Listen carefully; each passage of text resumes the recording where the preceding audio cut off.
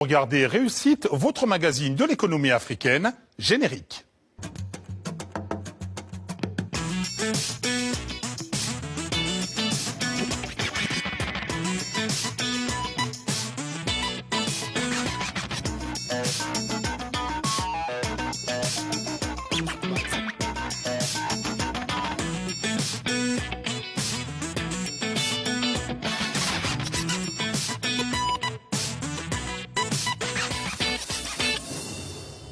Bonsoir à toutes et à tous et bienvenue dans Réussite. Ce soir, on parle d'investissement, de mode et de petite monnaie. Voici le sommaire. Avec la guerre, les investisseurs étrangers ont quitté le Mali. Alors pour les récupérer, le pays déploie les grands moyens, baisse de la fiscalité, simplification administrative et même publicité à l'étranger. Réussite vous montre comment le Mali s'y prend pour les séduire. Pendant près d'un demi-siècle, les Nana Benz ont régné sur le textile ouest-africain.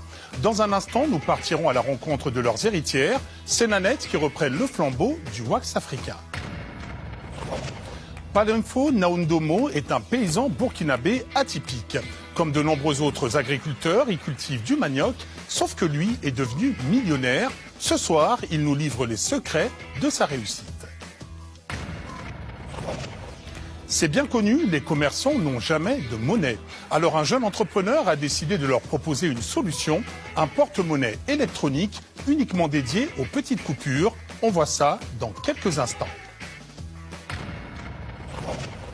Et ne ratez pas la story de Réussite, nous avons passé 24 heures avec Mami Nyanga, milliardaire et fier de l'être. Et pour nous accompagner tout au long de cette émission, j'accueille Amin Youssouf, le cofondateur de la plateforme Afrobytes, qui vise à connecter les startups africaines avec le reste du monde. Amin Youssouf, bonjour. Bonjour. Bienvenue sur le plateau de Réussite. Nous allons échanger dans quelques instants, mais d'abord, le dossier.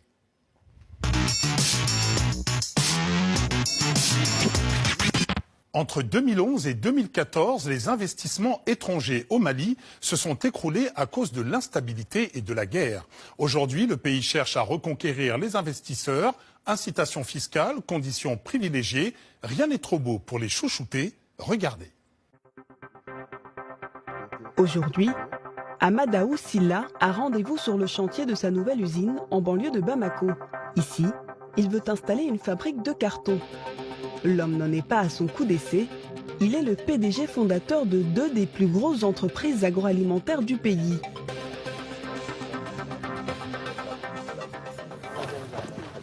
Où en êtes-vous dans l'évolution du chantier? On a fait le béton de propriété. Donc selon les normes égyptiennes, c'est épaisseur 30 de béton de propriété. Et normes maliennes? Normes maliennes, nous nous cotons autrement. Si le chantier respecte les normes égyptiennes, c'est que l'homme d'affaires aux multiples casquettes a fait appel à un entrepreneur étranger pour financer son projet. Et c'est Chérif Samir El Biali qui y a répondu. Un industriel égyptien à la tête de plusieurs usines d'impression numérique. Ensemble, ils ont investi 7 milliards de francs CFA et signé le premier contrat de joint venture égypto-malien. De notre côté, on fera, disons, 50% du travail, c'est-à-dire toute la partie technologique et technique. Mais dans la construction d'une usine, ce n'est pas seulement l'aspect technique qui compte. Il faut aussi trouver le marché, un soutien financier. Et vous avez aussi besoin de collaborateurs qui connaissent bien le pays. Les 2 hommes ont donc décidé de s'associer pour partager leur financement, mais aussi leur expertise. Le procédé est nouveau au Mali, mais pas pour autant compliqué. Cette usine devrait ouvrir ses portes avant la fin de l'année. C'est 2 fois plus rapide qu'à l'habitude. Quand on a présenté le projet, le gouvernement n'a pas douté, il nous a accompagnés. Et cet accompagnement nous a permis d'aller beaucoup plus vite que prévu. Parce que le stade où on en est aujourd'hui n'était prévu que dans 1 an ou 2. C'est donc ça, la stratégie du gouvernement malien. Dérouler le tapis rouge aux entrepreneurs internationaux pour attirer les capitaux étrangers au Mali.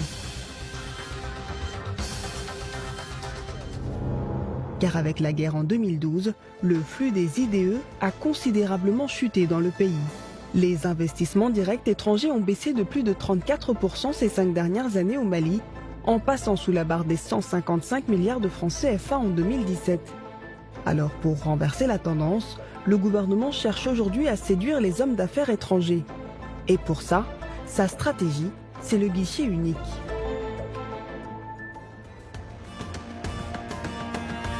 Voici l'API, l'agence de promotion des investissements de Bamako. Ce centre a ouvert en 2008.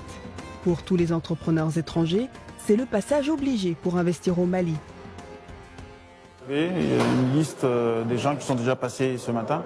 C'est ici, à l'accueil, que sont déposées toutes les demandes de création d'entreprise. Ça, c'est ce matin, depuis 7h30. L'équipe de la réception a déjà traité plus d'une dizaine de dossiers qui vont être transmis à l'intérieur. L'intérieur, c'est le guichet unique. Une seule et même pièce où sont réunies toutes les administrations nécessaires à l'ouverture d'une société. De l'assistance à l'entrepreneur, aux impôts, en passant par le tribunal de commerce. Donc là, quelle est l'étape que tu es en train de faire là? Au lieu que chacun soit dans ses locaux dispersés dans la ville, on les a rassemblés en un seul endroit pour que la procédure puisse aller beaucoup plus rapidement. Donc 72 heures pour avoir leur statut enregistré au tribunal de commerce, etc. C'est la promesse du Mali. 72 heures seulement pour lancer son activité. Chaque jour, 45 entreprises sont ainsi créées ici, au guichet unique. Massiré Koulibaly est venu vérifier l'avancement de son dossier, déposé 2 jours plus tôt. À mon avis, c'est un guichet d'orientation qui nous facilite la création. Auparavant, on faisait les démarches nous-mêmes entre les différents services pour avoir les documents. Il fallait faire les impôts, le tribunal, ainsi de suite comme ça. Créer son entreprise rapidement, mais surtout payer moins d'impôts. C'est le pari du Mali pour attirer les investisseurs internationaux. À partir de 12,5 millions de francs CFA engagés, les entrepreneurs étrangers peuvent avoir jusqu'à 30 ans d'exonération fiscale et de frais de douane. Il n'y a pas de différence entre entrepreneurs étrangers et maliens et il suffit juste de donner les éléments pour justifier de sa nationalité. Et donc ces informations sont enregistrées dans notre base de données. Bientôt, les investisseurs étrangers n'auront même plus à se déplacer au guichet unique pour créer leur entreprise. Car l'API travaille actuellement à la digitalisation de ses services. Et l'agence ne s'arrête pas là. Pour attirer un maximum de capitaux internationaux, elle n'hésite pas à faire sa promotion à l'étranger.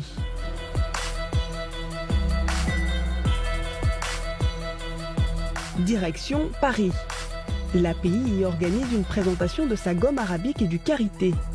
Une véritable opération séduction pour convaincre les entrepreneurs aujourd'hui conviés d'investir dans ces 2 secteurs en manque de capitaux. On n'a pas besoin de trop de séduction, il faut juste rassurer les gens parce que l'opportunité est là.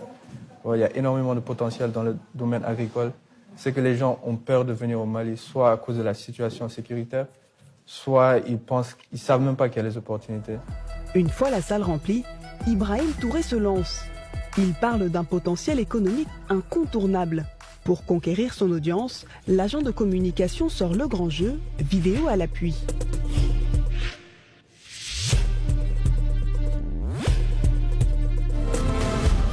Secteur porteur, taux de croissance, pouvoir d'achat, le Mali met tout en œuvre pour changer l'image du pays à l'international.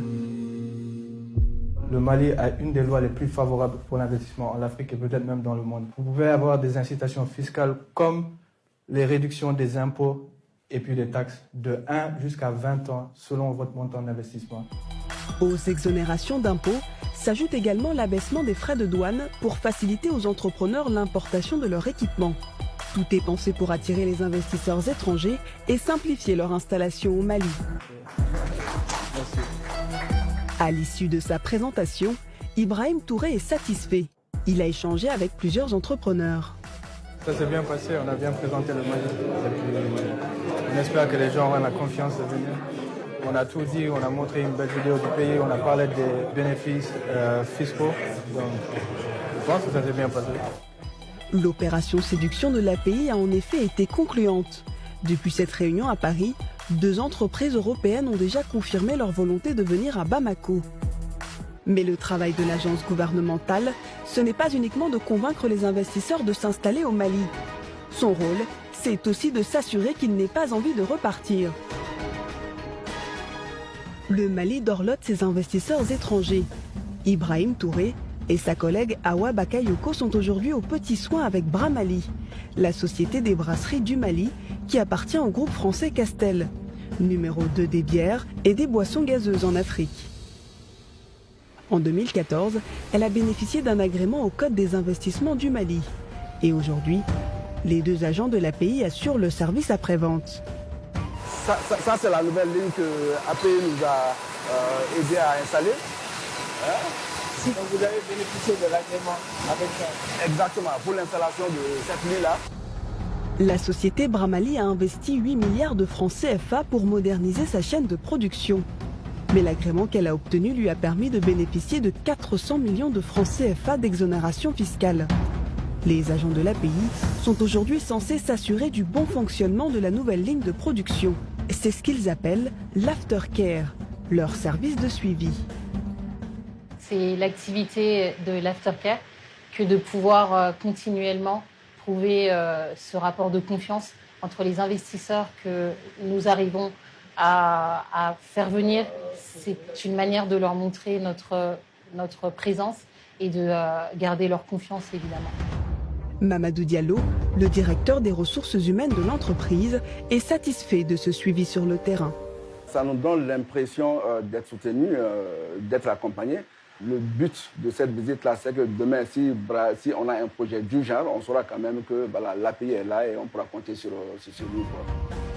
Grâce à sa nouvelle ligne de production, cette usine de Bramali a pu multiplier par 2 son rendement. 40 000 bouteilles sont désormais produites ici toutes les heures. Mais si les gros investisseurs bénéficient d'un traitement de faveur de la part de l'API, d'autres entrepreneurs plus modestes s'estiment, eux, lésés.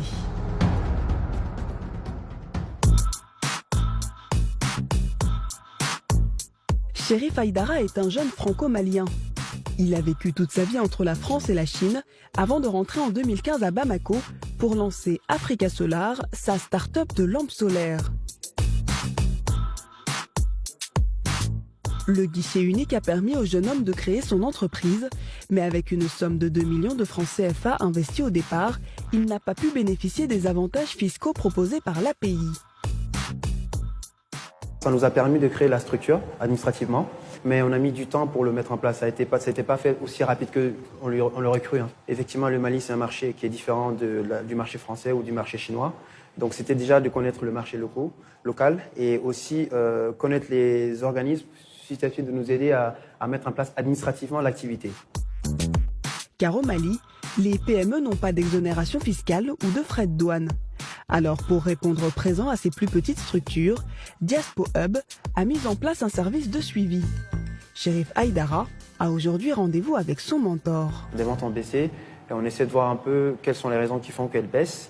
On a eu des retours des commerciaux sur place et comment on peut aussi anticiper ces baisses-là et repartir plus facilement. L'entrepreneur est aujourd'hui à la recherche de conseils. Il regrette avoir payé des droits de douane pour importer ses machines, alors que les plus gros investisseurs, eux, peuvent être défrayés. Et il est vrai que pour les projets qui sont d'une dimension un petit peu plus réduite, il y a quand même un vide. Il faut absolument que l'État travaille avec ces structures-là, travaille avec ces initiatives justement pour permettre qu'il y ait vraiment un accompagnement intégré entre les services que l'État propose pour la création et le développement d'entreprises, mais également les services que proposent les incubateurs et les programmes d'accompagnement. Pour faire décoller ses ventes, Chérif Aïdara mise aujourd'hui beaucoup sur un événement. Le Forum Invest Mali 2019 qui se tiendra en septembre à Bamako. Plus de 1000 investisseurs des 4 coins du monde y sont attendus. C'est le rendez-vous à ne pas manquer pour attirer les capitaux étrangers. C'est le branle-bas de combat à l'API. L'équipe de communication s'est aujourd'hui réunie pour donner un coup de jeune à l'image du pays en prévision du Forum Invest Mali 2019. Et pour un tel événement, l'agence ne lésine pas sur les moyens. Elle revoit toute sa communication, de son logo à ses flyers, en passant par son slogan. Ça, c'est le logo de API qu'on a sur tous nos documents. Mais on pense que c'est un peu démodé et qu'il faut changer ça. Et puis qu'il faut mettre le nom Invest.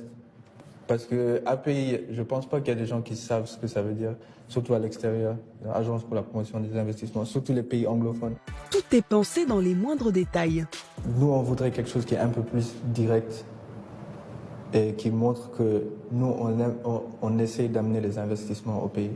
Donc quelque chose avec le mot Invest Mali. Une telle campagne de communication coûte cher à l'agence, plus de 325 millions de francs CFA. Mais l'API veut y croire. En 2017, après la première édition d'Invest Mali, le gouvernement avait obtenu plus de 36 milliards de francs CFA de promesses d'investissement. Il veut dépasser ce chiffre l'an prochain. Amin Youssouf, est-ce que c'est difficile pour un investisseur étranger d'investir en Afrique? Alors aujourd'hui, effectivement, on a un problème d'image. Et c'est ce sur quoi le Mali travaille, et c'est très bien. D'ailleurs, on peut souligner que le mois prochain, l'Afrique Excel, qui est un programme de la World Bank, de la Banque mondiale, sera présent au Mali. Ils vont sélectionner une vingtaine de start-up. Donc on a un narratif différent du Mali qui va se mettre en place, et c'est très bien. Mais justement, les campagnes de communication telles qu'on les voit dans ce reportage, est-ce que ça marche vraiment? Écoutez, oui. Je dirais oui. Alors après, il dépend de la manière dont on les fait, évidemment. Mais il faut bien se rappeler d'une chose, et c'est un marketeur qui parle, les gens n'achètent jamais un produit, ils achètent toujours une histoire. Donc on a une histoire à raconter du Mali qui est différente. Aujourd'hui, l'histoire qu'on a eue en place pendant quasiment 10 ans, c'est l'histoire du terrorisme, etc.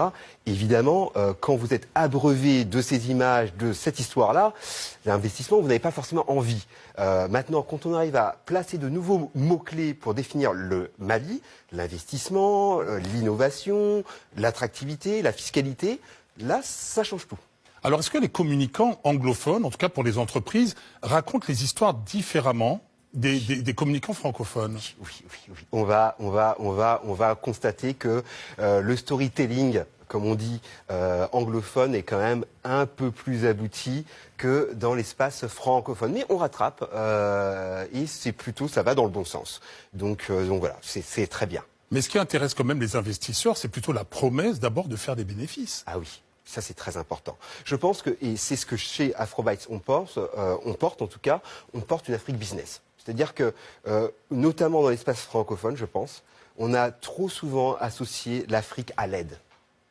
C'est présent, c'est nécessaire, très bien. Mais maintenant, on a une Afrique aussi qui est business. Nous, on porte des entrepreneurs qui lèvent de l'argent aux États-Unis, en Europe, etc. Ce ne sont pas des gens qui ont besoin forcément d'aide au sens humanitaire de la chose, ils ont besoin de partenaires business, ils ont besoin d'investisseurs. Voilà, c'est une Afrique qui aujourd'hui doit être montrée beaucoup plus. Est-ce que c'est un domaine qui attire véritablement des investisseurs étrangers? De plus en plus. De plus en plus. Alors, évidemment, on part de très loin. On part de très loin, mais on aurait été sur ce plateau il y a 10 ans, on ne parlait pas de start-up. Aujourd'hui, on parle de start-up, on a des start-up qui ont réussi plutôt bien. On a un Jumia qui a atteint, il y a quelque temps, le milliard de valorisation. On a ce qu'on appelle des ventures, donc des investisseurs, Orange, etc., Partech, qui a lancé un fonds qui atteint aujourd'hui les 80 millions. C'est en train de venir. Et d'ailleurs, ce qui ne trompe pas, on avait, si je prends les 3 dernières années, en 2016, Zuckerberg était présent au Nigeria. En 2017, Sundar Pichai était présent au Nigeria. Et Jack Ma était au Rwanda et en Afrique du Sud. Et croyez-moi, ces 3 personnes se déplacent, c'est rarement pour rien. C'est-à-dire que les choses sont en train de changer positivement, mais beaucoup de personnes pensent que c'est surfait parce qu'on ne le sent pas réellement sur le terrain et dans la réalité de tous les jours. Écoutez, moi j'ai commencé dans le digital dans les années 90, fin des années 90. À l'époque, on avait travaillé sur un projet, dont je peux donner le nom, qui s'appelait The Bank, qui était la première banque en ligne française. On nous a dit, à l'époque, ça ne marchera jamais. Bon. Aujourd'hui, la banque en ligne, je pense que ça fonctionne un petit peu, à tel point que vous n'êtes pas une banque si vous n'avez pas de banque en ligne. Donc aujourd'hui, en Afrique, je ressens effectivement les prémices de quelque chose qui va être absolument énormissime. Alors, ceux qui ne pensent pas que ça fonctionnera, écoutez, ils auront raté ce virage-là, comme ils auront raté Internet avant, comme ils auront raté le Bitcoin avant, etc., etc. Comme chaque mois, désormais, Diarra Ndiaye vous donne des bons conseils pour réussir dans le business. C'est la Minute de l'écho.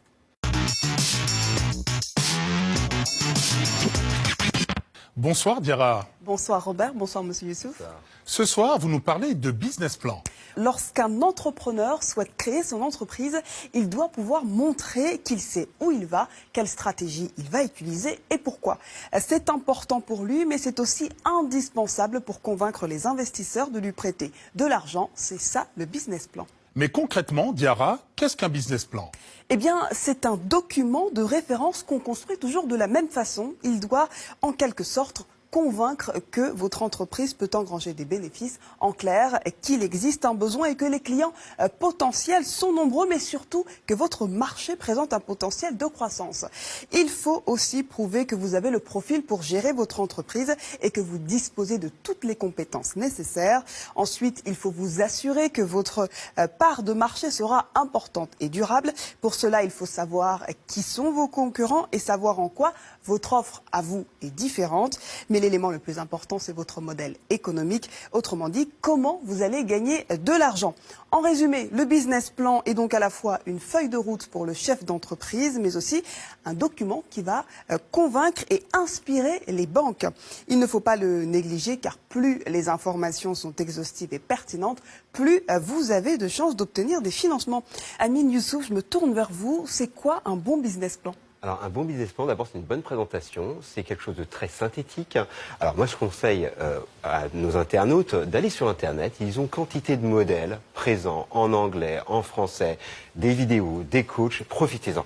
Après, ça n'empêche pas, effectivement, que vous puissiez avoir des conseils locaux, mais vous avez déjà beaucoup de matière. Merci pour ces précisions. Et merci, Diarra, pour ces éclairages. On passe tout de suite au Nana Benz.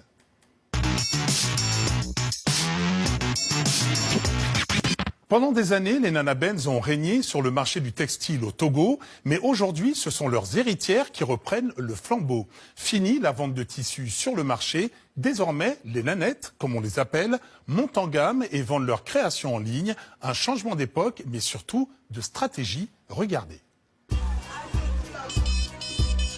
Au grand marché de Lomé, en plein cœur du quartier des tissus, c'est la zone d'approvisionnement principale d'Eva Gaillet. Bonjour. La jeune femme est à l'affût des dernières nouveautés au meilleur prix, mais Eva Gaillet n'est pas facile à convaincre. Le motif trop grand, la couleur un petit peu trop sombre pour que ça donne du peps à l'accessoire, au sac par exemple. Donc non, je ne choisirais pas ça. Elle repart finalement les mains vides de ce magasin. Si elle est intransigeante avec la qualité de ses tissus, c'est parce que c'est une créatrice en vogue au Togo. Et pour confectionner ses produits, elle utilise principalement du wax. Je prends celui-ci et celui-là. Celui-là parce que j'aime la couleur. Là, pour les deux pagnes, ça fait 15 000. Oui. Ça a un très bon prix. Le Togo, c'est l'Eldorado africain pour les jeunes créatrices de mode. Elle perpétue la tradition du pagne qui a fait la richesse du pays avec les fameuses Nana Benz. Les Nana Benz, ce sont ces femmes d'affaires de la deuxième moitié du XXe siècle. Ces Togolaises très puissantes, spécialisées dans l'import-export du wax hollandais vers toute l'Afrique de l'Ouest. Marguerite Lawson a bien connu ces années fastes. Sa mère était une des toutes premières Nana Benz. Moi, j'ai dédié cette partie pour ma mère. La voici, la voici, la voici. La voilà devant sa boutique. Nana Benz, un surnom qui vient de la voiture dans laquelle sa mère circulait, la Mercedes-Benz. Donc voilà ma mère, très fière devant sa Benz. Et c'est elle qui est la première à acheter la Benz. Ma mère aime le beau, ce qui est beau, ce qui est solide. La voiture la plus solide dans le temps, c'est la Benz. On a de très beaux souvenirs. L'argent coulait à flot. Mais au début des années 2000, avec l'arrivée de la concurrence chinoise et la dévaluation du franc CFA, l'âge d'or des Nana Benz est révolu. Le commerce africain du tissu doit se réinventer et la jeune génération, baptisée les nanettes, compte bien relever le défi. Depuis sa boutique, Eva Gaillet n'est jamais bien loin de son téléphone portable. Car pour vendre, cette créatrice s'appuie sur les nouvelles technologies. Contrairement à sa grand-mère Nana Benz, plus question d'attendre les clients en magasin. Elle les contacte directement via les réseaux sociaux, notamment sur la messagerie WhatsApp. J'ai une cliente qui me demande les photos des bijoux que j'avais disponibles en magasin. Donc je lui envoie les photos de tout ce que j'ai. 60% de mes ventes, c'est par WhatsApp. Surtout pour les clients qui achètent en gros. Chaque mois, Elle traite plusieurs centaines d'achats juste sur les réseaux sociaux. Sa marque reçoit des commandes du monde entier. Il y a des clientes qui sont aux États-Unis, l'heure à laquelle nous dormons, elles sont actives. Donc, comme je suis connectée 24/24, elles m'envoient les messages et moi, à mon réveil, je peux leur répondre. De la vente sur Internet, et ce n'est pas la seule différence par rapport à l'époque des Nana Benz. Eva Gaillet ne se contente pas de revendre les tissus, elle supervise aussi la confection de tous ses produits. C'est à l'arrière-boutique dans l'atelier que tout se passe. Ici, c'est l'espace réservé pour la couture, tout ce qui concerne les vêtements. Et là, la partie réservée à tout ce qui est accessoires, sacs, chaussures, les portefeuilles. Grâce à cette stratégie, elle accumule un chiffre d'affaires de plus de 100 millions de francs CFA par an. Et pour faire face à la demande grandissante, elle a embauché 7 employés à plein temps. Au Togo, elle n'est pas la seule à perpétuer l'héritage des Nana Benz. Les nanettes ont depuis longtemps troqué la mythique Mercedes contre d'imposants 4x4. À 39 ans, Marlène Adam-Lété fait partie de ces héritières du textile. Dans sa famille, on est dans le wax depuis 3 générations. Est-ce qu'on a des pieds? Vous avez vu à quoi ça ressemblait un peu?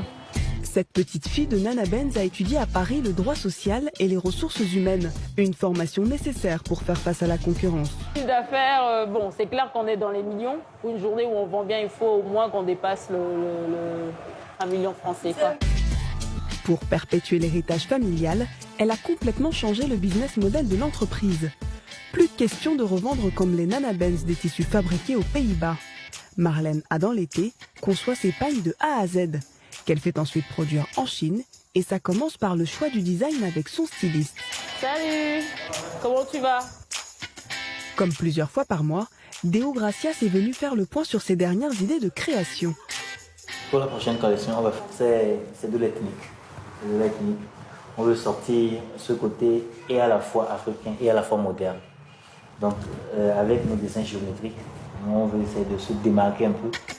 Lui et Marlène Adam-Lété travaillent ensemble depuis le lancement de la marque Winawax il y a 6 ans. Donc là, moi, je proposais que le orange soit plus prononcé. Sinon, au niveau des motifs, il n'y a aucun souci. On va couper la poire. Dis-moi. Je vais ajouter un tout petit peu d'éclat à l'orange. Ouais, voilà. Le bleu, on peut rester. Ouais. Pour la sortie de ces nouvelles collections, elle se cale sur le calendrier international de la mode. On essaie d'en sortir tous les 3 mois. Tous les 3 mois, on essaie d'en sortir. Parce que bon, après, il faut aussi le temps de la production, le temps d'écouler aussi.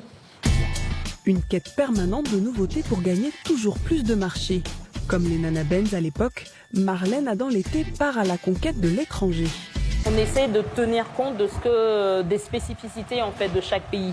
Et si vous voyez même ici, il y a ces pagnes-là qu'on a créées aussi pour le Burkina, les petits motifs, et également des pagnes comme ça qui sont un peu avec des reliefs gaufrés ou 2 tons. Ceux-là, plus pour la clientèle qui vient du Nigeria, qui aime bien les motifs bleus comme ça, avec beaucoup de bleu. Pour la clientèle de la Côte d'Ivoire, ils aiment bien les couleurs un peu plus flashy. Donc ce rose-là qui plaît beaucoup. Et la businesswoman du wax ne compte pas s'arrêter là. Son autre cible, l'Europe et les États-Unis. Actuellement, on essaie de s'orienter vers les pays occidentaux. On essaie d'avoir une base solide à Paris, on essaie d'avoir une base à Londres, une base plus solide aux États-Unis. Je pense que le wax a un beau potentiel dans ces pays-là, donc c'est pour ça qu'on essaie vraiment de se faire une place. Une stratégie payante, puisque 70% de ces produits partent à l'étranger. Pour se différencier dans le monde du textile, d'autres nanettes ont décidé de créer leur propre niche. C'est le cas de Jackie Atenji. Drapée en wax jusque dans les moindres détails. La clé de son succès, ne pas s'enfermer dans le textile. Elle décline le wax sous toutes ses formes. Parmi nos produits qui plaisent beaucoup, nous avons les carnets en wax, comme ça. Après, nous avons aussi les étuis à lunettes. Là, la dernière collection de lampes, c'est un mélange de wax avec du basin et un ruban en coton. À l'avant-garde, cet autodidacte a créé sa marque d'accessoires il y a plus de 14 ans. Il faut se diversifier. Les gens, ils Ils ne vont pas toujours acheter des sacs ou des pochettes. C'était le but de la boutique, c'est de faire des produits différents, pas que les mêmes choses tout le temps. D'ailleurs, il y a 2 collections chaque année, voire 3 ou 4 selon. Ce matin, sa boutique s'est improvisée en studio photo pour quelques heures. Les clichés serviront à promouvoir la prochaine collection de la marque. Oui, j'aime bien. J'aime bien. Mais les couleurs sont un peu pas très nettes. Ouais. C'est peut-être... On va Oui. travailler le contour après. Ok. Comptez 4 000 francs CFA pour un carnet, 15 000 francs pour ce type de sac. Les colliers très travaillés peuvent coûter jusqu'à 100 000 francs CFA. Jackie Atenji vise une clientèle haut de gamme, séduite par son concept Made in Africa. J'ai une dizaine d'artisans au Togo, une dizaine dans la sous-région. Pour les accessoires, tout ce qui est sac, pochette et tout est Made in Africa. Vraiment, ça c'est ma marque de fabrique. Miser sur les nouvelles technologies, se diversifier, concevoir entièrement ses pagnes, c'est la stratégie des nanettes pour réinventer le commerce du wax et perpétuer l'héritage des Nana Benz. Amine Youssouf, ce qui est intéressant dans ce reportage, et comme on l'a vu, c'est qu'aujourd'hui, le point principal de vente des nanettes, ce n'est pas le marché, mais c'est Internet. C'est Internet et c'est l'international. C'est Instagram. Donc on a des nanettes qui aujourd'hui maîtrisent Pinterest, Instagram, YouTube et qui communiquent directement avec leurs clientes, qui leur présentent les créations, qui créent de l'interaction. Et c'est vraiment les secrets aujourd'hui de la réussite dans ce type d'activité autour de la mode. Les Nana Benz ont connu un retournement de situation en ce qui concerne le marché du textile avec ce monopole qu'elles avaient d'abord dans les années 90 et puis elles ont soudain connu une concurrence qui est une concurrence des produits asiatiques notamment. Comment on fait pour résister à des changements aussi brutaux en tant qu'entrepreneur ? Alors la brutalité, c'est effectivement un des aspects de notre secteur. Il est extrêmement rapide, violent. Ce qui arrive à ces femmes-là, c'est ce qui est arrivé à Kodak, c'est ce qui est arrivé à Nokia, c'est ce qui est arrivé à Yahoo même, je dirais. Donc c'est pas forcément propre à ce secteur-là, c'est simplement que le digital transforme tout. Et l'une des clés de la réussite des entrepreneurs, c'est vraiment faire preuve d'agilité, tout simplement. D'agilité, mais en même temps aussi de s'informer en permanence, d'avoir des départements uniquement dédiés à ce qu'on pourrait appeler R&D, recherche et développement dans d'autres industries. La recherche et développement, la compréhension de son consommateur, l'écoute de son consommateur, la capacité, comme on dit dans notre secteur, à pivoter. C'est la capacité à se dire, ok, ce que je fais n'a plus le même rendement, ne fonctionne plus aussi bien, j'ai les équipes qu'il faut, je fais autre chose. Mais pivoter, quand on a un grand groupe, ce n'est pas quelque chose de facile. Ah, les grands groupes, c'est compliqué. Les grands groupes, c'est très compliqué. C'est quelque chose qui n'est pas impossible. Si je reprends l'exemple de Nokia, qui est un exemple, voilà, qui est un peu loin. Nokia, il faut savoir qu'ils faisaient des chaussures dans les années 70. On a du mal à le croire. On a du mal à le croire. Ensuite, ils ont fait des téléphones. Ils n'en font plus et aujourd'hui, ils sont numéro 1 sur la question des serveurs. Ça se passe plutôt bien, ils ont su changer. Mais Amine Youssouf, comment est-ce qu'on se prépare à ces changements ? Alors d'abord, je pense qu'il y a, en tant que dirigeant, c'est une question de management. On essaie de s'entourer d'équipes qui sont capables de changer vite. On infuse la culture du changement. Le changement n'est pas vécu comme un problème, mais comme une opportunité.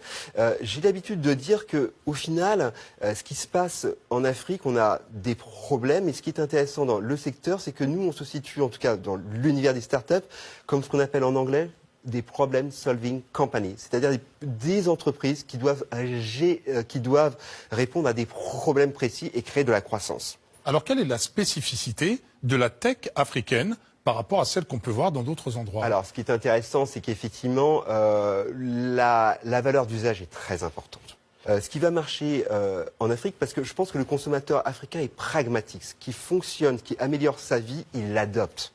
Pour peu que le produit réponde à un besoin clair, il l'adopte immédiatement. Plus généralement, est-ce qu'il y a d'autres secteurs de l'économie qui vont comme ça connaître des bouleversements dans les années à venir ? En Afrique, l'éducation.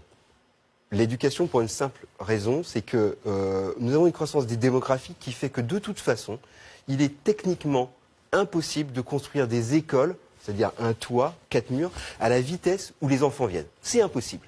Chaque mois, Réussite vous demande d'ailleurs votre avis sur les grandes questions de l'économie qui vous concernent. C'est votre avis.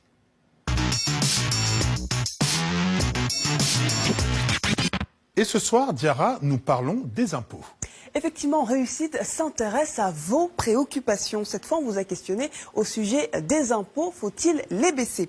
Résultat, vous êtes majoritairement en faveur de leur diminution puisque 75% d'entre vous sont en faveur de cette baisse et 25% seulement sont d'avis contraire. On a par exemple Kwame Kwadio qui nous a interpellés et il nous dit « Trop d'impôts tue l'impôt ». Jean-Jacques Di affirme de son côté qu'il faut payer l'impôt, mais à un taux très réduit. Hassan Louali renchérit lui aussi et il nous dit qu'il faut baisser les impôts et surtout réduire le train de vie de l'État. Et certains d'entre vous nuancent. Pour Élisée Kwame, par exemple, les impôts c'est bien, mais ça reste cher et surtout la population n'en bénéficie pas. Abdagay, enfin, complète cette idée du coût de la vie et affirme que le pouvoir d'achat des Africains est faible et les salaires aussi. Alors, Amine Youssouf, quel est votre point de vue là-dessus? Est-ce qu'il faut baisser les impôts? Alors, je pense qu'il faut surtout se préoccuper de l'usage qui est fait des impôts. Qu'on en paye beaucoup ou peu, finalement, ce qui compte, c'est la manière dont on perçoit l'utilité de ce qu'on fait. Que vous payiez 1 euro même ou 1 franc CFA pour vos impôts, ce sera toujours trop si l'usage qui en effet n'est pas bon. Donc tant qu'on arrive à percevoir en tant que citoyen le fait que je paye un impôt et qu'effectivement j'ai des services publics qui fonctionnent, un État qui fonctionne, à la limite c'est pas grave parce que j'ai mon retour sur investissement. Est-ce que c'est le cas en Afrique? Écoutez, je pense qu'on a des progrès à faire. On va dire ça comme ça. La fiscalité s'améliore. En Afrique, les impôts sur les sociétés sont bien plus élevés que dans le reste du monde. Alors, le problème qu'on a, c'est surtout la question de la perception. Effectivement, si on ne perçoit pas suffisamment d'impôts sur toute la population, sur toutes les entreprises, évidemment, ceux qui en payent plus. Donc, ne serait-ce que l'idée tout simple de déjà faire en sorte que la fiscalité s'applique à tous, elle baisserait pour tout le monde. Donc c'est une question citoyenne pure de se dire faut que je paye mon impôt parce qu'effectivement ça pénalise celui qui en paye et qui pour le coup paye pour tout le monde. Et si vous aussi vous souhaitez donner votre avis, n'hésitez pas à laisser vos commentaires sur les réseaux sociaux avec le hashtag RéussiteCP. Un paysan devenu millionnaire, c'est juste après la pub.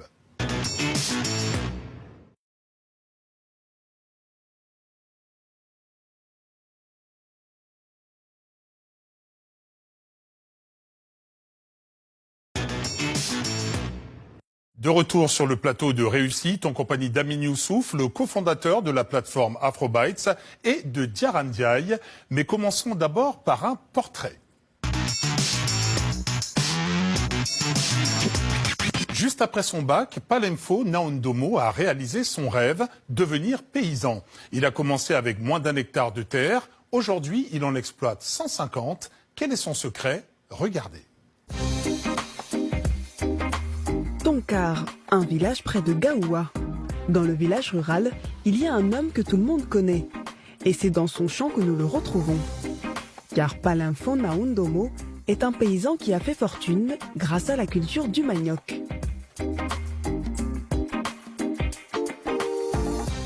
C'est du manioc qui n'est pas encore récolté et qui est prêt à être récolté. Avec le tubercule, nous faisons de très bonnes affaires. De bonnes affaires, car dans cette ferme, les rendements sont exceptionnels. En moyenne, 100 tonnes de manioc par hectare. En revenu, c'est entre 1 million et 3 millions de francs CFA par hectare. On va tirer un pied et puis voir ce qu'il y a. Ce pied, par exemple, a porté assez de tubercules à la hauteur des attentes du paysan. Le tubercule, que ça fait? Ouais. T'as vu? Ça, c'est formidable. Ouais. Waouh. Il n'y a rien à faire ici. Hein. Le tubercule, ça, c'est la sécurité alimentaire. C'est grâce à ces rendements exceptionnels de manioc que Palemfo a fait fortune.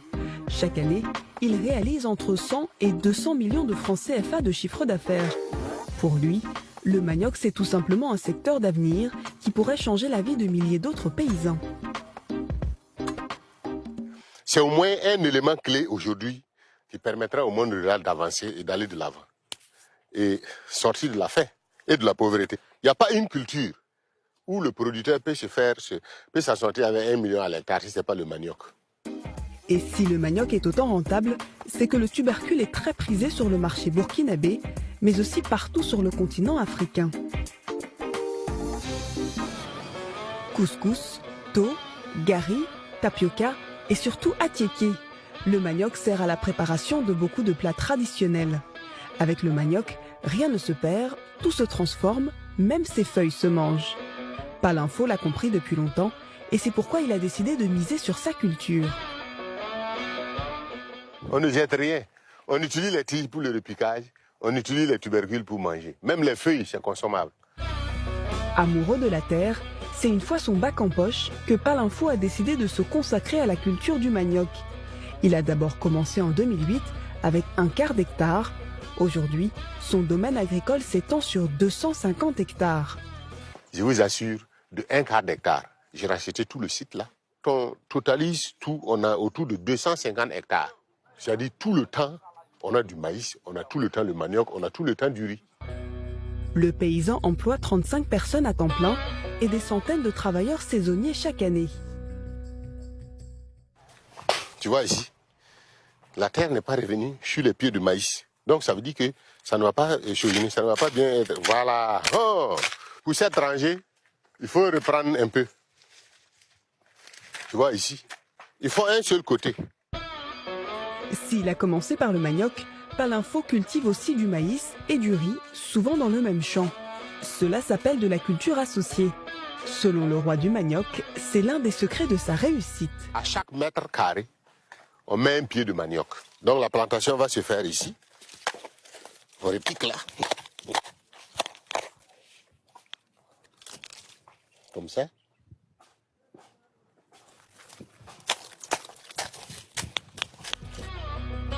L'avantage de cette culture associée, elle permet aux paysans de gagner de l'espace, mais aussi d'enchaîner les récoltes et les marchés. Mais ce n'est pas le seul secret qui a permis à Palinfo de devenir le paysan le plus riche dans cette région. Le paysan a aussi misé sur l'irrigation. Il a investi dans 15 motopompes qui lui permettent de puiser de l'eau à tout moment dans un marigot situé près de la ferme. Une motopompe, les motopompes sont installées au niveau du marigot. Ça pompe l'eau qui monte en hauteur et à partir de ces sillons-là, on recueille l'eau et puis ça rentre dans le champ. Résultat, il n'est pas dépendant des eaux de pluie. C'est le seul cultivateur du village à avoir un système d'irrigation dans sa ferme. Et il le présente fièrement. Vous n'avez pas vu le tuyau là? Vous avez vu la longueur jusqu'à là-bas? C'est parti jusqu'au marigot. Donc, la machine est prête. En cas de sécheresse, tout de suite, on démarre. Et puis bon, nous avons la pluie dans notre champ. Contrairement aux autres qui n'ont pas cette possibilité-là. Les rendements ici, c'est toujours bien, quoi. Voilà, nous tournons autour de 5 tonnes et demie de maïs à l'hectare. Grâce à sa capacité à obtenir de bons rendements, Palinfo est devenu une référence dans le domaine agricole au Burkina Faso. À tel point que pour être sûr d'avoir des semences de qualité, des grosses sociétés semencières font appel à lui. Ce riz, qui sera bientôt récolté, n'est pas destiné à la consommation. Il servira de semence. Il y a 7 hectares comme ça qu'on va récolter la semaine prochaine. On a au moins une semaine, 10 jours par là pour terminer. C'est une société semencière qui l'a commandé et confié la culture à Palinfo. Tout ça, c'est le riz, hein. C'est de la TS2, de la semence. Et là aussi, c'est commandé. Les commandes de semences, c'est 50% du chiffre d'affaires du paysan multimillionnaire. Pour Palinfo, c'est un marché très avantageux. Il sait d'avance que ce qu'il cultive sera acheté. Je produis de la semence certifiée. Mon entreprise produit essentiellement les semences certifiées. Le fait que nous investissons beaucoup dans la production, il faut nécessairement que nous ayons le marché avant de nous lever pour la production. Donc toutes nos productions là sont contractualisées. Le maïs, le manioc, le maïs, le riz, et le niébé également. Donc tout ce qui est comme semence sèche et humide, je les produis. Mais tout ça, c'est sur contrat que je mets la production en place.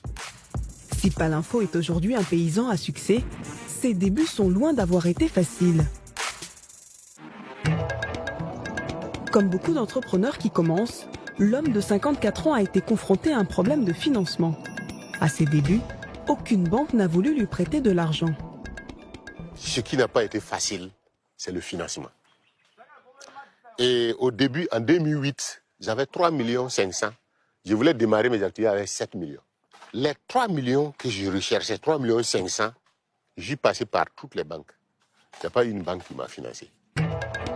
C'est grâce à ses proches qui ont cru à son projet qu'il a réussi à se lancer. Depuis, ce sont les banques qui le démarchent. Voyez ce que M. Palenfo est devenu. Avec sans rien, aujourd'hui, les portes sont ouvertes. C'est comme j'avais pensé. On m'appelle pour dire « Ah, M. Palenfo, est-ce que vous avez un temps pour nous? C'est telle banque. On voudrait échanger avec vous par rapport à vos activités que vous menez sur le terrain. » Résultat, Palenfo n'a aujourd'hui aucune difficulté à emprunter pour investir dans de nouveaux projets. Ses affaires tournent à plein régime. Dans le sud-ouest du Burkina Faso, il est devenu un paysan indispensable. Des centaines de petits commerçants sont dépendants de sa culture du manioc.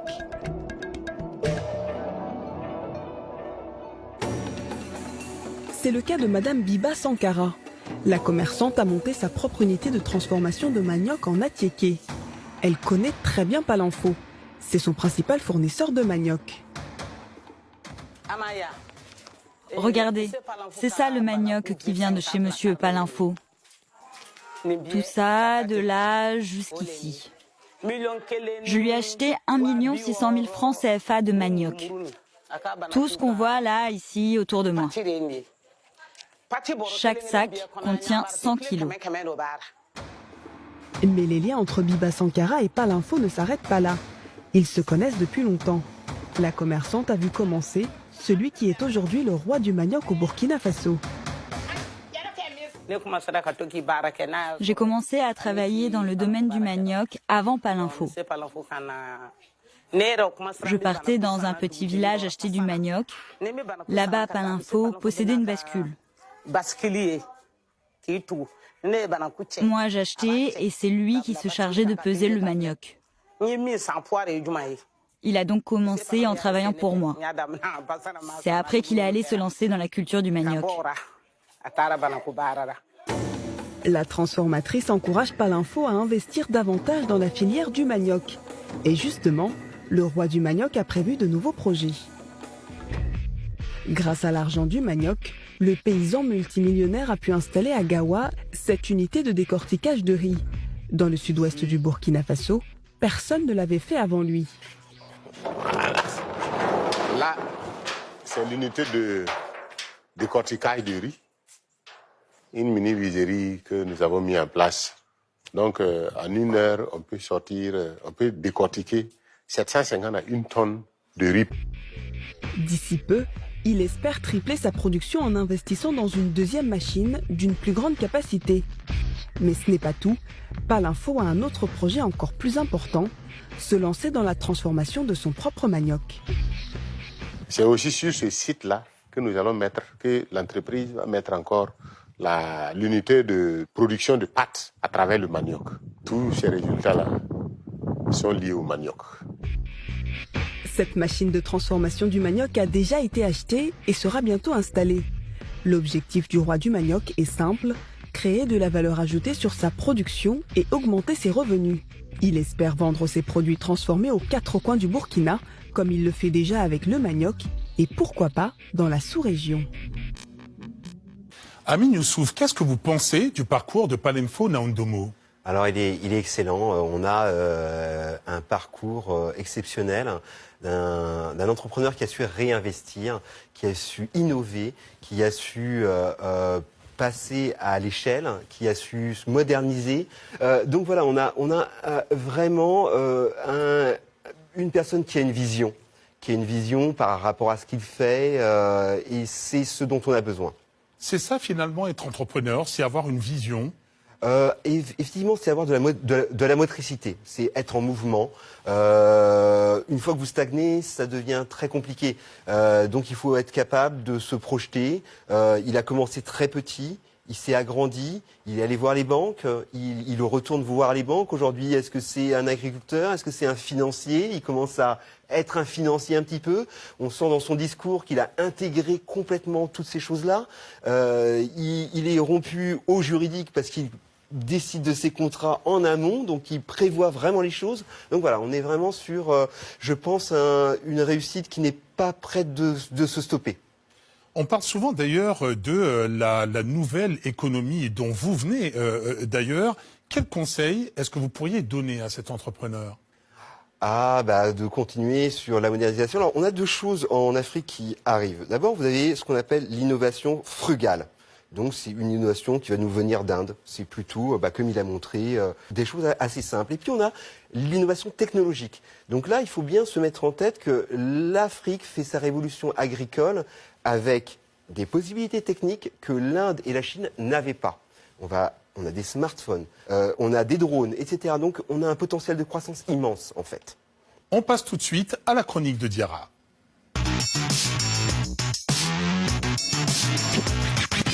Diarra, ce soir, vous nous parlez d'Internet. Oui Robert, car Internet est aujourd'hui au cœur de toutes les économies mondiales, que ce soit pour piloter une usine ou pour une boutique en ligne, c'est indispensable pour les économies. D'ailleurs, le coût et la disponibilité d'Internet sont regardés de près par les investisseurs internationaux pour investir dans un pays. Alors d'abord, pourquoi Internet ? D'abord, sachez que ce soir, nous n'allons pas parler en francs CFA, mais en mégabits par seconde, unité de mesure de la vitesse d'Internet. Plus le chiffre est élevé et plus on surfe rapidement. Et d'ailleurs, dans le monde, on surfe de plus en plus vite. La vitesse mondiale d'Internet a grandi de 23% d'une allée sur l'autre pour atteindre 9 mégabits par seconde en 2018, selon un rapport américain. Alors, dans quel pays africain est-il bon de surfer sur Internet ? Le top d'Afrique subsaharienne est mené par Madagascar. Figurez-vous que là-bas, vous pouvez télécharger l'émission que vous regardez en ce moment en 27 minutes et 27 secondes. Le pays est d'ailleurs 22e mondial devant la France, l'Allemagne, le Royaume-Uni ou encore la Russie. Le podium est ensuite complété par le Kenya et l'Afrique du Sud, deux pays qui ont beaucoup investi dans les infrastructures, notamment dans la fibre optique, mais pas que. Par exemple, au Kenya, en 2017, Facebook a introduit son Internet low cost. Résultat, les Kenyans peuvent surfer à partir de 65 francs CFA. Alors ce service n'est pas disponible partout dans le pays, mais cette offre a déclenché une guerre des prix féroce sur le marché kényan, faisant chuter le prix de l'Internet. Alors à contrario, dans quel pays Internet est-il le plus lent ? Alors la plupart des autres pays africains ne sont pas aussi chanceux que Madagascar, avec pour la plupart des vitesses moyennes inférieures à 1 mégabit par seconde. Mauritanie, Guinée et Somalie sont, eux, vraiment à la traîne, comme vous pouvez le voir à l'écran, avec des raisons communes. Une connexion qui est lente et qui coûte très cher, un réseau qui est saturé, les infrastructures qui sont inadéquates, voire manquantes. Et ce difficile accès à Internet freine le développement économique de ces pays. En Guinée, il faut savoir que la vitesse de téléchargement y est de seulement 0,65 mégabits par seconde. C'est quasiment moitié moins que ses voisins de l'Afrique de l'Ouest. En plus, il faut être riche pour souscrire à un abonnement Internet mobile fiable en Guinée, puisqu'il faut un minimum de 4 500 francs CFA pour une connexion mensuelle illimitée. Et si la solution, finalement, c'était le mobile ? Alors, il y a beaucoup d'espoir car on parle déjà de la 5G en Afrique.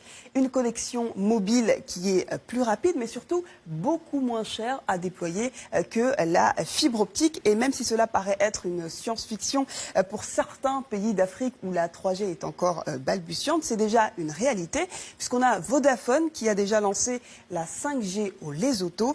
Et ce n'est que le début puisqu'elle est aussi annoncée en Afrique du Sud. L'Afrique est peut-être en train d'inventer son propre modèle.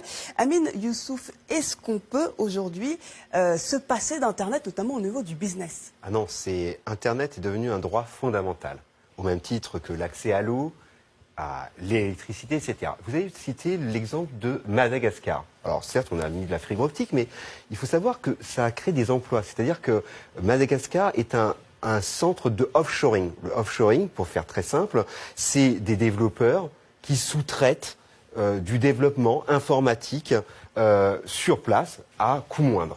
Donc évidemment, ça a un impact fort, parce que si vous formez ces gens-là, c'est demain des entrepreneurs, c'est demain des gens qui créent des services, etc. etc. Donc c'est un droit fondamental, d'abord pour les personnes, et puis c'est une nécessité économique forte. Donc aujourd'hui, si vous voulez créer de l'emploi, notamment chez les jeunes, parce que l'industrialisation africaine, elle aura lieu, mais elle sera certainement très différente de ce qui s'est passé en Europe, en Asie, etc. Nous serons probablement une économie de services. Et des services et une connexion Internet, ça fonctionne plutôt bien ensemble. Et c'est une évidence dans votre propos. Merci Tiara pour toutes ces informations. Et on se retrouve bien entendu le mois prochain. Merci à vous. Et justement, parlons tout de suite d'une innovation.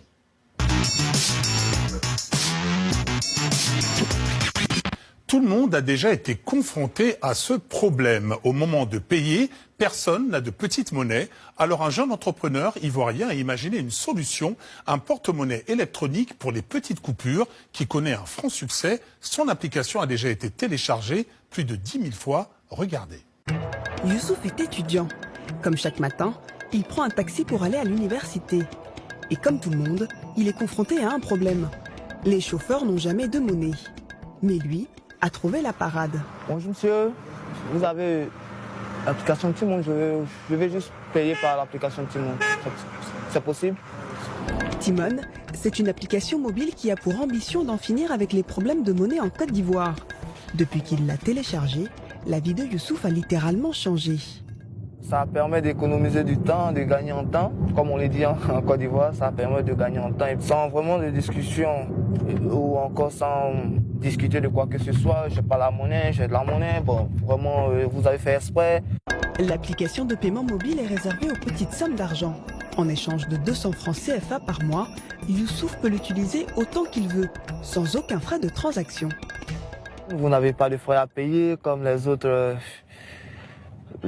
compagnies ou encore les autres applications. Tel que vous payez, tel que vous discutez, c'est ce que vous payez. Un service qui a permis à Youssouf d'arriver aujourd'hui en moins de 10 minutes à l'université. Avant Timon, ça lui coûtait plus cher. L'homme derrière cette application, c'est lui, Barthélémy Kwame, un ancien journaliste reconverti dans le mobile banking. Avant de lancer Timon en 2017, il se rendait tous les jours dans cette papeterie à la recherche de petites coupures. Bonjour mesdames. Excusez, vous avez un peu de monnaie? Ça fait 50 francs là. C'est pas évident mais bon. Quand on n'a pas de monnaie, on ne peut pas la photocopie. Parce que vraiment, ça devient compliqué. Le manque de monnaie en Côte d'Ivoire est source de conflits. Et souvent, synonyme de perte d'argent pour les commerçants. Laurence, la gérante de ce magasin, en fait les frais au quotidien. On est obligé de refuser la clientèle. On refuse de faire parce que souvent ça envoie des palabres. Le client ne dit pas, quand tu finis, il te tend un billet de 500 alors que la photocopie fait 50 francs. Et puis bon, là, vous êtes obligé de vous chamailler. Pour éviter les disputes, Laurence fait comme de nombreux commerçants. Elle échange la monnaie qu'elle n'a pas contre de petits cadeaux, comme ses stylos ou ses feuilles cartonnées. C'est de ce constat qu'est née l'application de Barthélémy Kwame. On a constaté que les gens, ils aiment donner des avoirs, de petits avoirs sur bout de papier. Donc on s'est dit, il faut qu'on digitalise ce bout de papier. Et donc, en payant directement avec son téléphone ou en récupérant les avoirs qu'on peut donner, alors ça permet de régler la question de la petite monnaie. Les paiements sur Timon sont limités à 5 000 francs CFA par jour.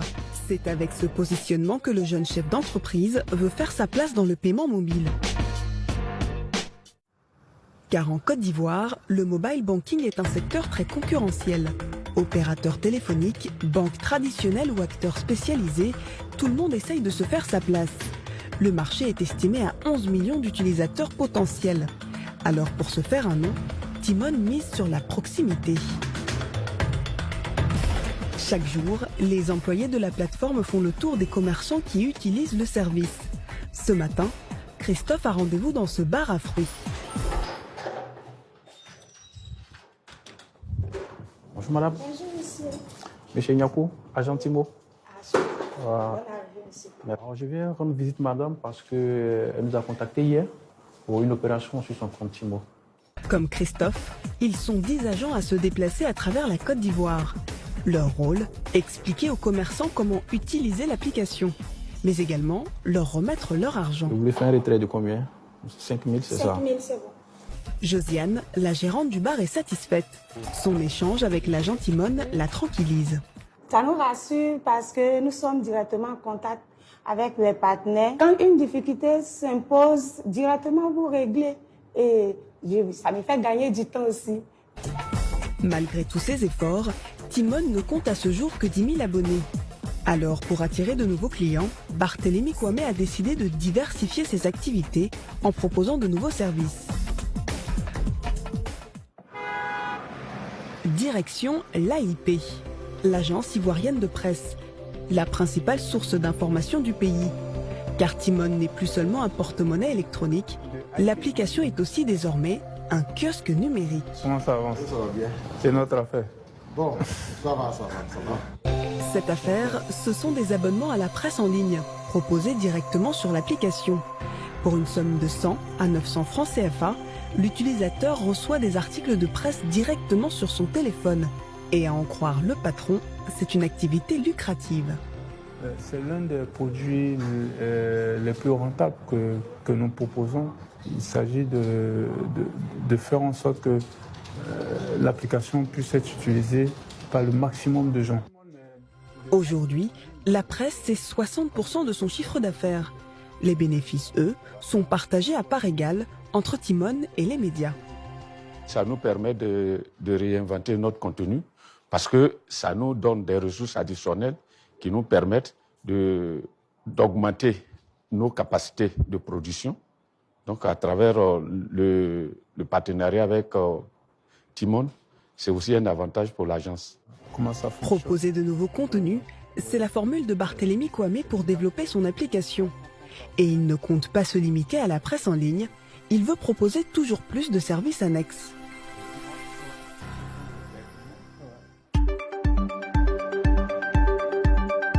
Le créateur de Timone veut faire de son application une plateforme de vente de billets en ligne.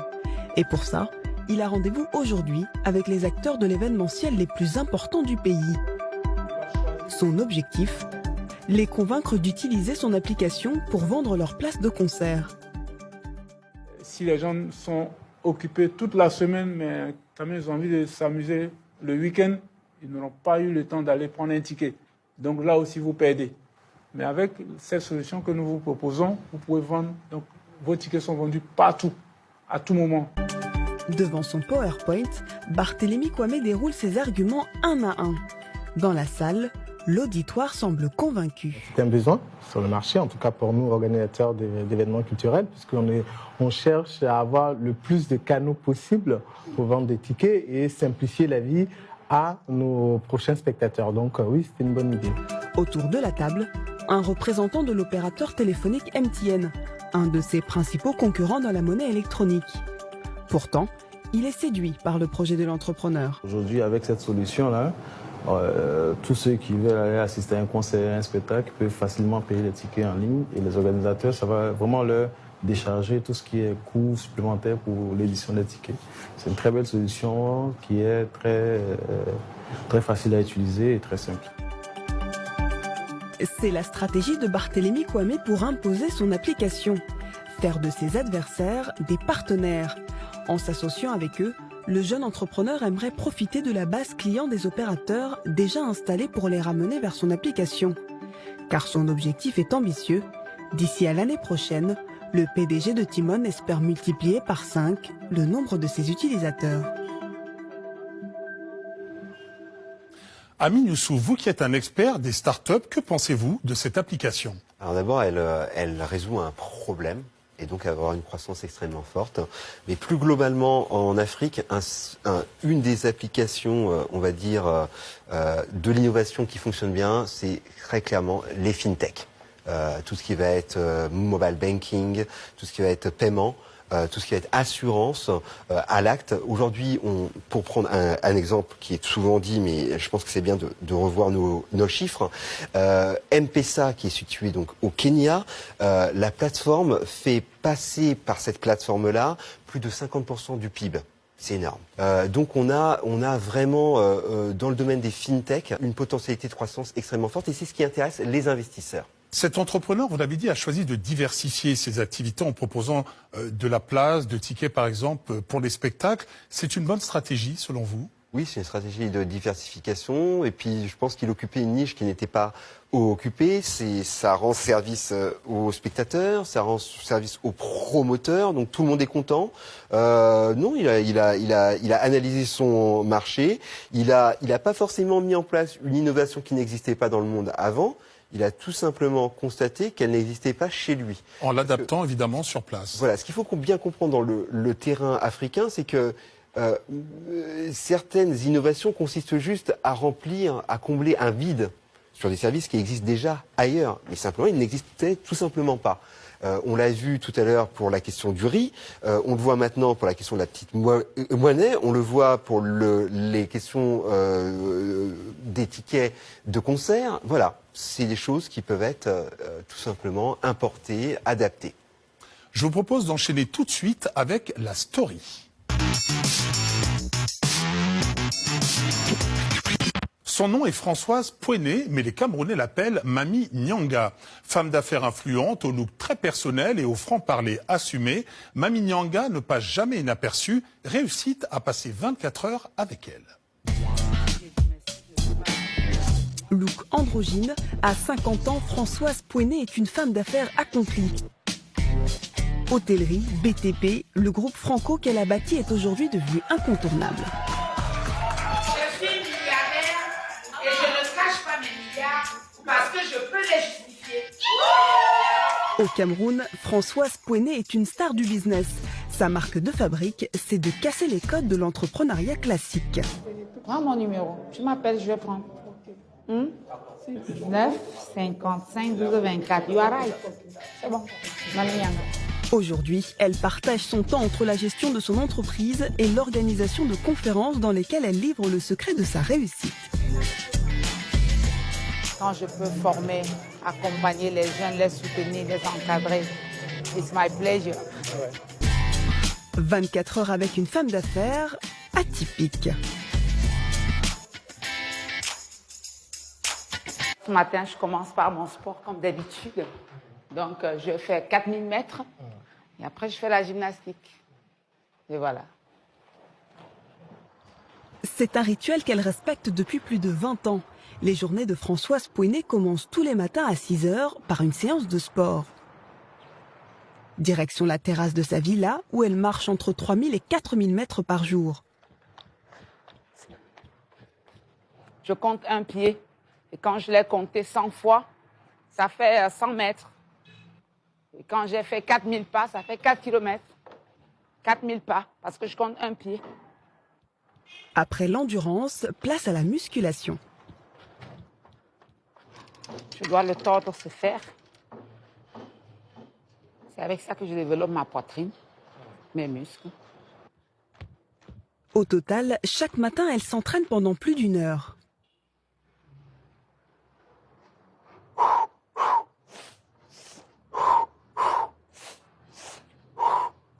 Le sport, c'est un rituel, mais c'est aussi le secret d'une journée de travail réussie.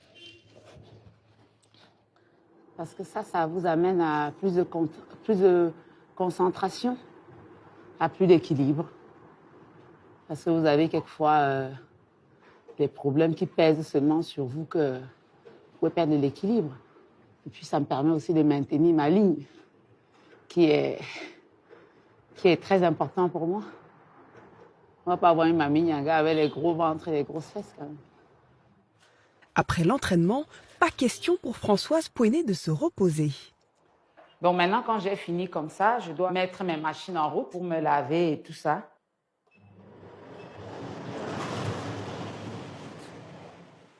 Comme chaque matin, la chef d'entreprise enchaîne avec une séance de ménage. C'est elle-même qui nettoie sa chambre et elle y tient.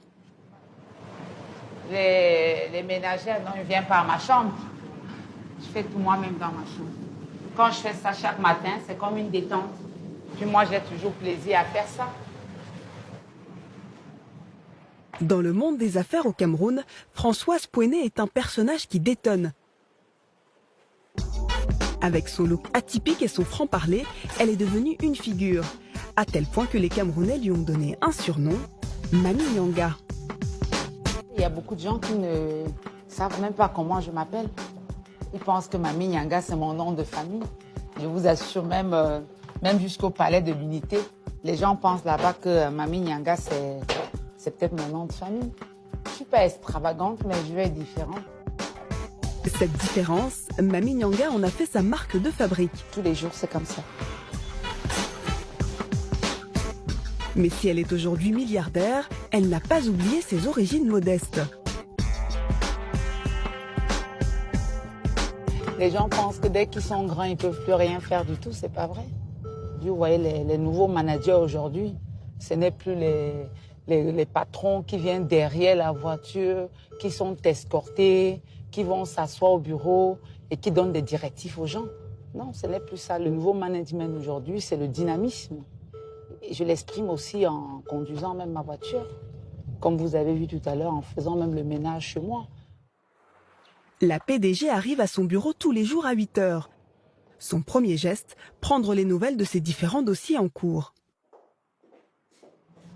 Je dois appeler mes collaborateurs, prendre le pool de l'entreprise. Oui, demandez au DG qui vient à mon bureau. D'accord, madame. Et vous demandez à Alex qui me sert un café. D'accord. Merci. Mami Nyanga a fait tous les métiers. Infirmière, vendeuse sur les marchés, importatrice de tissus, avant de trouver sa voie à la fin des années 1980. Vous voyez, ça c'est en 1993. Ça c'est l'un des gros chantiers dans les BTP que j'ai fait. J'ai souvent eu des cheveux très longs. C'est à un moment donné de ma vie, j'ai décidé de changer, de ne plus garder des cheveux. Parce que je pense qu'en gardant les cheveux, c'est moins dynamique. Parce que tout ce temps, aller perdre, faire des cheveux au salon. 30 ans plus tard, le groupe Franco comprend des hôtels, des immeubles et une société de travaux publics. Car ce qu'aime le plus Mami Nyanga, c'est construire. 11 h, comme elle le fait chaque jour, Françoise Pouenet vient faire un tour sur le chantier d'agrandissement de son hôtel. Mais avant ça, elle doit troquer ses escarpins contre des chaussures de chantier. Où sont mes chaussures ?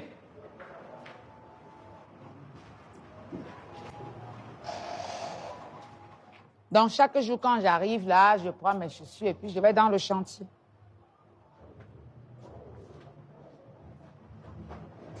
Vous ne mettez pas vos chaussures vous-même? Ah non. Parce que quand j'arrive là, je dois porter les chaussures de travail et tout ça. Ici, Mami Nyanga veut doubler la superficie de son hôtel en construisant une centaine de chambres supplémentaires. Vous voyez, avant, on avait seulement ça comme parking, qui s'arrêtait là d'ailleurs. On avait à peine quelques voitures qu'on pouvait garer. Maintenant, on a fait 4000 m² de parking. On aura le plus grand parking de Yaoundé. Et c'est le sommet de son hôtel qu'elle a choisi pour construire son futur bureau. Tout ça, ce sont mes bureaux. Voilà. Je ne veux pas être un cordonnier mal chaussé. Et vous voyez, d'ici, vous pouvez voir mes autres immeubles. Hein. Vous avez vu là? L'immeuble qui est en blanc-gris, qui est aussi l'immeuble le plus haut de la zone. C'est toujours chez moi. L'immeuble qui est là. C'est encore chez moi là-bas. C'est pour ça que je ne me laisse pas piétiner. Parce que quand je vois tout ce que j'ai déjà travaillé, je dis, mais oh mon Dieu, pourquoi ne pas m'amuser? Mami Nyanga est fière de sa réussite. Alors aujourd'hui, elle veut la faire partager. Et pour ça, elle n'hésite pas à faire des kilomètres. La région de Bafang, à 300 km de Yaoundé. C'est ici que Françoise Pouenet a grandi. Et c'est juste à côté de son ancienne école qu'elle a financé l'installation d'un centre multimédia pour les élèves. Coût de l'opération, 100 millions de francs CFA. Tu n'as même pas rangé les étagères et tout ça. Non, on est en plein chantier là. En plein chantier parce que les étagères, nous en avons les vernis quand on va envoyer la boîte de vernis. À peine arrivée sur le chantier, Mami Nyanga retrouve ses réflexes de Il bâtisseuse. faut qu'on lisse bien l'intérieur. Regarde-moi. Ça dit que tu ne veux pas m'écouter. Pourtant, toi-même, dans ton explication, tu dois comprendre que ce que je dis est vrai. Viens, on regarde. Parce que l'objectif de ce caniveau, c'était de recueillir les eaux. Donc, le gars a échoué ça complètement. Écoute-moi bien. Je suis en train de te dire que, au lieu de faire comme ça, parce que la gouttière là va coûter plus cher que d'avoir augmenté 10 cm. À quoi te sert ce caniveau? Quelle rigole pour prendre quoi? C'est pour prendre quoi?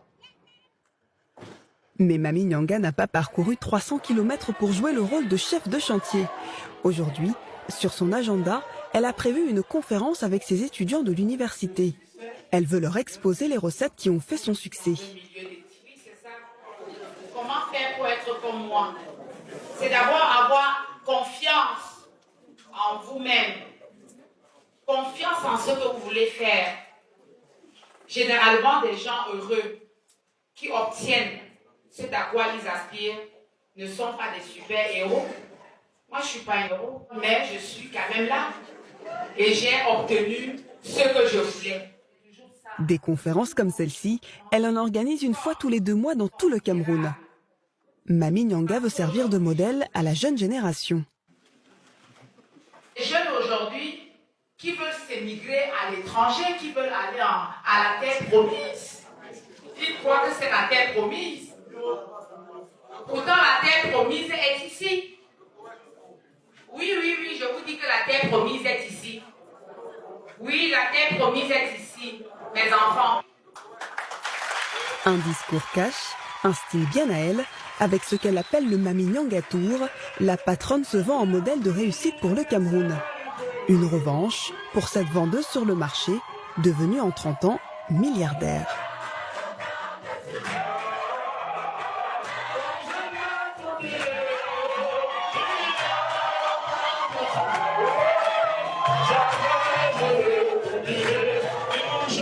Amine Youssouf, est-ce que vous seriez prêt, vous, à vous lancer dans un Amine Youssouf Tour? Eh bien, écoutez, oui, puisque pas un Amine Youssouf Tour, mais on lance un Afrobytes Tour, puisqu'on est, on présente toutes les startups africaines à l'international. On a un tour qui a lieu donc de décembre 2018 à jusqu'en mai 2019. Donc on va faire Londres, on a fait Londres, New York, San Francisco, on va à Hong Kong, on va à Nairobi, on va à Addis. Donc c'est tous ces endroits-là qui sont des hotspots tech où est-ce qu'on va pouvoir montrer le meilleur de la tech africaine, donc à la fois montrer la tech africaine hors de ses frontières, je pense que c'est très important, et à la fois attirer les investisseurs sur place. Donc ça s'adresse à l'agriculteur, comme on a dit précédemment, qui veut, au-delà de ce qu'il fait, se dire, tiens, qu'est-ce que je pourrais faire avec un drone ? Qu'est-ce que je pourrais faire avec de la blockchain? Qu'est-ce que je pourrais faire avec de la fintech? Ça s'adresse à Mami au Cameroun, que l'on vient de voir. voilà, qui va se dire peut-être que pour mes systèmes de réservation, pour mes hôtels, je peux commencer à avoir des solutions à l'international. Voilà, c'est tout ça. On veut mettre tout ça à disposition. Donc on a ce Tech Tour. Nous, notre idée, c'est de vraiment donner plus de visibilité à ce marché-là, à nos entrepreneurs. Alors, à l'image de cette patronne, est-ce qu'il faut avoir une forte personnalité pour se lancer dans les affaires? Écoutez, dans le personnage qu'on a là, on a quelqu'un de très atypique, c'est certain. Mais surtout, je pense que ce qui me touche beaucoup dans ce reportage, c'est le fait qu'elle ait confiance en elle et qu'elle dise aux apprentis entrepreneurs, ayez confiance. Et je pense, pour pouvoir voyager un peu d'est en ouest et de nord au sud en Afrique, c'est que dans l'espace francophone, on a besoin d'avoir plus confiance en soi, on a besoin de ne pas forcément faire du pessimisme, d'être optimiste. Je suis afro-optimiste, je l'assume, mais pas afro-optimiste dans le vent, non, dans l'action. Et là, on a une femme d'action qui porte son optimisme parce qu'elle agit, tout simplement. Alors, vous parlez d'action, justement. Qu'est-ce que vous pensez de sa manière de gérer son entreprise? Écoutez, je vois une femme forte, je vois une femme qui se projette, je vois une femme qui investit, je vois une femme qui effectivement n'hésite pas à réinvestir ce qu'elle fait, qui a de l'ambition, qui dit les cordonniers doivent être bien chaussés, elle commence par elle-même. Donc je pense qu'ici on a des valeurs entrepreneuriales fortes, et puis je pense que c'est un modèle pour l'entrepreneuriat féminin qui est extrêmement fort en Afrique, donc c'est toujours une bonne chose. Mais c'est justement une bonne question à poser. Est-ce qu'il y a assez de modèles de réussite en matière d'entrepreneuriat, en tout cas en Afrique? On ne les montre pas assez. Heureusement qu'on a des émissions comme celle-ci, je dirais, tout simplement. Il faut qu'on les montre plus. Des gens qui réussissent, qui font des choses exceptionnelles, on en a beaucoup. On en regorge. Et je suis ravi qu'on ait des formats comme ce format qui les montre tout simplement. Amin Youssouf, merci d'avoir accepté l'invitation de Réussite. Merci à vous et rendez-vous le 15 mai à Paris. Et voilà, Réussite, c'est fini pour aujourd'hui, mais je vous rappelle que vous pouvez voir ou revoir nos reportages sur Internet via l'adresse suivante, canalplus-afrique.com ou sur l'application MyCanal. Vous pouvez aussi nous adresser vos messages sur Facebook. On se retrouve bien entendu le mois prochain. D'ici là, prenez soin de vous. Salut.